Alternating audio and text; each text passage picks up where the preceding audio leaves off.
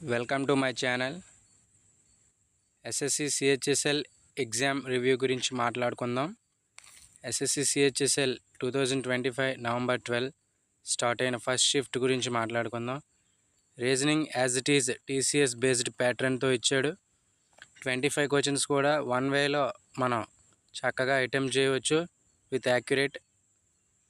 TCS ప్యాటర్న్లో as it is questions అడిగాడు. సిలాగ్స్ number series నుంచి 2-3 క్వశ్చన్స్, కోడింగ్ 1-2, లెటర్ ఎనాలజీలో కూడా 1-2 క్వశ్చన్స్, ఆడ్ వన్ అవుట్ కొంచెం tricky but easily we can attempt 24 to 25 with single attempt. ఇక maths విషయానికి వస్తే మ్యాథ్స్లో అర్థమెటిక్ టాపిక్స్ నుంచి చాలా ఎక్కువ క్వశ్చన్స్ అడిగాడు when compare to advance maths. Arithmetic చాలా calculative compare to advance maths చాలా ఈజీగా ఇచ్చాడు.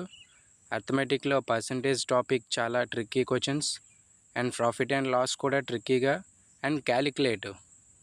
అర్థమెటిక్లో compound interest and simple interest and time and distance and ratios, these are all calculative questions.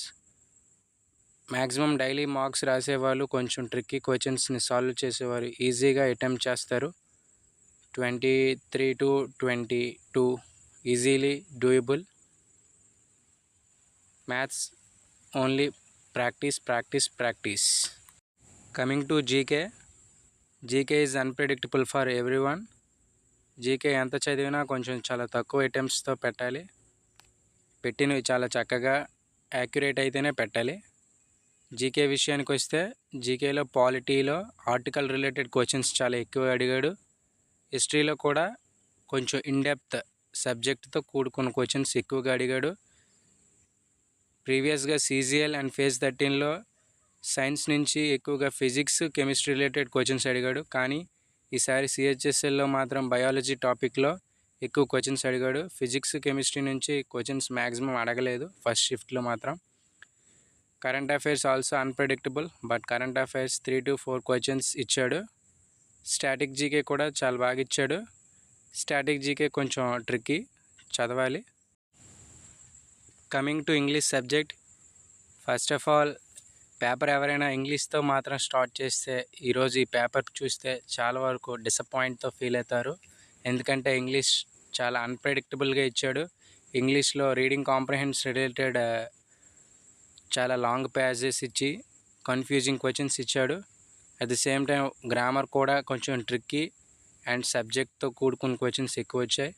వకాబ్ unpredictable but PYQs based vocab. ఎక్కువగా synonyms and homonyms ఎక్కువ అడిగాడు. At the same time 20 to 20 questions easily attempt. Finally maths 22 to 23 questions doable థా but calculative. Reasoning easily 24 to 25 ఈజీగా attempt చేయవచ్చు.